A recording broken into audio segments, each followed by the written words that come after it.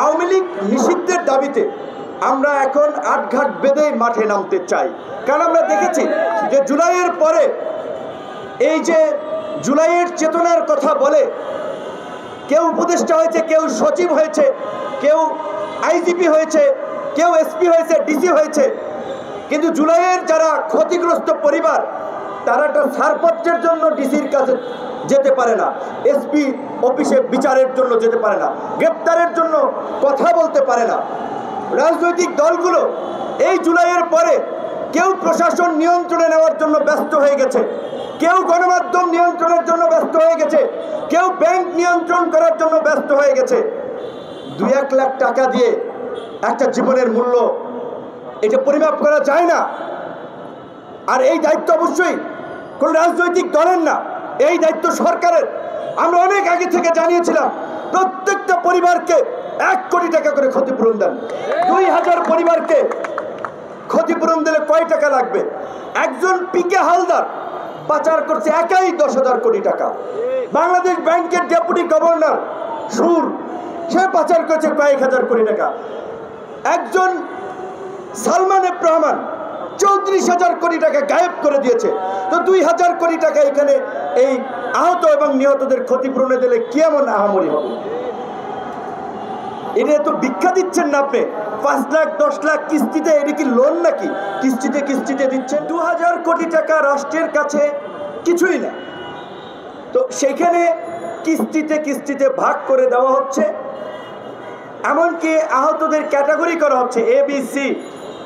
সেখানে জুলাই ফাউন্ডেশনের সাথে যারা ইনভলভ আছে, ছাত্র প্রতিনিধিদের মধ্যে যারা, তারা একটা রাজনীতি করছে, তাদের সাথে যারা রাজনীতি করছে তাদের ক্যাটাগরি তাদের মন মতো দিচ্ছে, যারা তাদের লাইনে নাই তাদেরকে আবার নিম্ন গ্রেডে দিচ্ছে।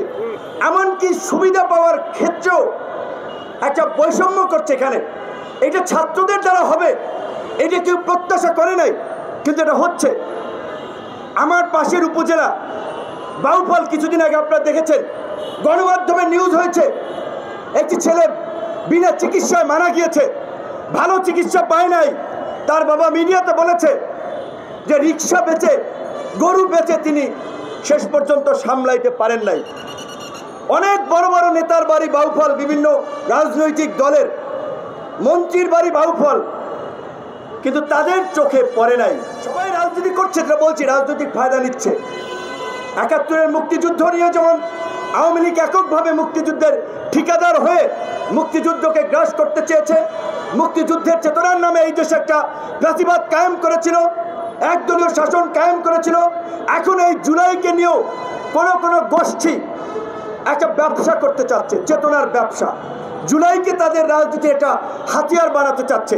তাই আমরা বলবো যে এই জুলাই মঞ্চ কিংবা ইনকিলাব মঞ্চ, এরকমের আরও যারা আছে, আপনারা অল্প কিছু লোক হলেও আপনারা চেষ্টাটি চালিয়ে যান। আজকে আওয়ামী লীগ নিষিদ্ধের প্রশ্নে রাজনৈতিক দলগুলো কৌশলী বক্তব্য দিচ্ছে, পরিষ্কার করে বলছে না যে তারা আওয়ামী লীগকে নিষিদ্ধ চায়।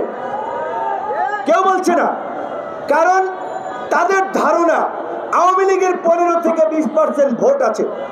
কাজে এই ভোট যদি আমরা ভাগাতে পারি, আওয়ামী লীগের কিছু নেতা আছে, তাদেরকে আমাদের দলে নিলে দল ভারী হবে, দল শক্তিশালী হবে।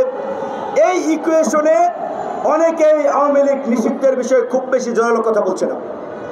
আমরা বলছি সকল রাজনৈতিক দলের কাছে, যারা প্রকৃত অর্থে এই জুলাইয়ের স্পিরিটকে ধারণ করে জুলাই গণহত্যার বিচার চায়, ফ্যাসিবাদ নিষিদ্ধ চায়, তাদেরকে আওয়ামী লীগের প্রশ্নে স্পষ্ট অবস্থান ব্যক্ত করতে হবে। কোনো ছলচাতুরি চলবে না। রাজনৈতিক দলকে বলবো, একেবারে সোজা দাবিতে গণহত্যার সাথে যারা জড়িত, সেটা আওয়ামী লীগ হোক, প্রশাসন হোক, তাদের বিচার এবং গণহত্যাকারীদের রাজনীতি নিষিদ্ধে স্পষ্ট অবস্থান আপনাদের থাকতে হবে। মুক্তিযুদ্ধ বলেন, 90-এর স্বৈরাচার বিরোধী আন্দোলনের কথা বলেন, এই 24-এর কথা বলেন, এই দেশের চাষা ভুষা কৃষক শ্রমিক তার সন্তানেরা লড়াই করে জীবন দেয়, আর তার সুফল ভোগ করে একদল সুবিধাভোগী মানুষ, একদল উঁচুতলার মানুষ। এই যে উপদেষ্টা পরিষদ গঠিত হয়েছে, এই উপদেষ্টা পরিষদের কয়জন গত 16 বছরে 16 দিন আওয়ামী ফাঁসিবাদের বিরুদ্ধে রাজপথে ছিল, আওয়াজ দিয়েছিল। আপনারা দেখান আছে নাই? আপনাদের চেতনার সাথে আমি একমত। রাজনৈতিক দুর্বৃত্তায়নের ফলে রাজনীতিবিদদের প্রতি যে মানুষের ঘৃণা, অবিশ্বাস, সন্দেহ তৈরি হয়েছে যে রাজনীতিবিদ আসলে ভালো কিছু করতে পারবে না, দেশে জেলেও সেই কথা সেভাবে চলবে। কিন্তু এই বাস্তবতা আপনাদেরকে মনে রাখতে হবে। একটা অরাজনৈতিক সরকারও বেশি দিন দেশে থাকলে সেই দেশেও নানান ধরনের সংকট তৈরি হয়। গৃহযুদ্ধ, আভ্যন্তরীণ অস্থিরতা, বৈদেশিক হস্তক্ষেপ, এই বিষয়গুলো মেমোরিতে নিতে হবে। আমরা বলছি নির্বাচন হবে, অবশ্যই নির্বাচনের আগেই কার্যকর সংস্কার হবে। একটা দলও কিন্তু বলছে না সংস্কারবিহীন নির্বাচন দেন। সবাই বলছে যেহেতু সংস্কার প্রস্তাবগুলো কমিশনের টেবিলে, যেই বিষয় ঐক্যমত তৈরি হয় সেগুলো নিয়ে জাতীয় সনদ করুন। সেই জাতীয় সনদে সকল দল স্বাক্ষর করবে, সেটা বাংলাদেশের একটা ঐতিহাসিক দলিল হবে। যেই রাজনৈতিক দল এই দলিল ব্রেক করবে আমরা তাদের বিরুদ্ধে দাঁড়াবো। সেই উদ্যোগ সরকার কেন 8 মাস এখন পর্যন্ত নেয়নি? সরকার শুরুর দিকে এসে বলেছিল উপদেষ্টাদের সম্পদের হিসাব দেওয়ার জন্য, সরকারি কর্মকর্তা কর্মচারীদের সম্পদের হিসাব দেওয়ার জন্য। কেউ দিয়েছে? কেউ দেয় নাই। আর এখানে আলোচনাও নাই। কারণ আজকে আমরা দুর্নীতি লুটপাট বন্ধের কথা বলছি।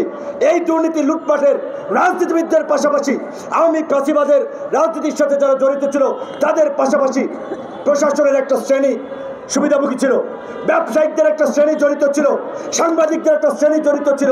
আজকে ওইভাবে কারো বিরুদ্ধে খুব উল্লেখযোগ্য ব্যবস্থা নেওয়া হচ্ছে না।